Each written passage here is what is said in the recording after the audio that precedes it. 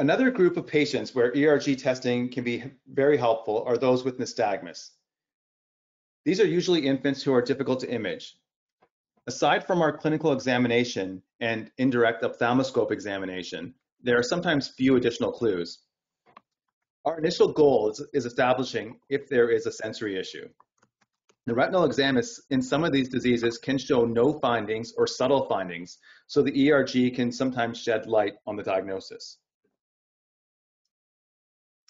So case number 2 are 2 siblings with presumed congenital motor nystagmus. Matthew is 9 years old with visual acuity measuring 20/60. Jonathan, whose normal retinal photograph and OCT are included and are seen in the slide, is 15 years old with visual acuity measuring 20/40. They both have a conjugate horizontal pendular nystagmus, but the remainder of their ocular examination was otherwise normal. So Matthew's results are on the left and Jonathan's results are on the right. So for each sibling, I have included the flicker response from the left eye, which is seen as the bottom tracing.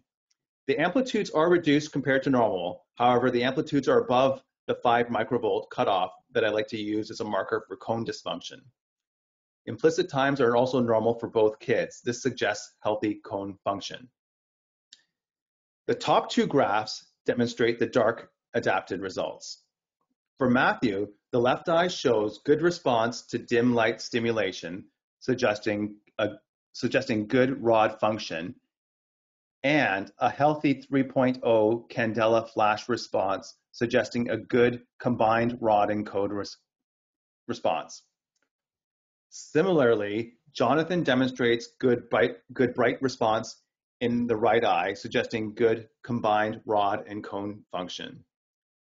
Signal interference is seen in a few tracings. I have been told that the new software update will improve some of these noise filtering algorithms. So with children or patients with nystagmus, sometimes using a combination of results from more than one testing session, more than one eye, and in this case, 2 siblings can be used together to establish a conclusion. In this case, 2 siblings with nystagmus demonstrate good cone and rod function based on ERG testing and help support a diagnosis of congenital motor nystagmus.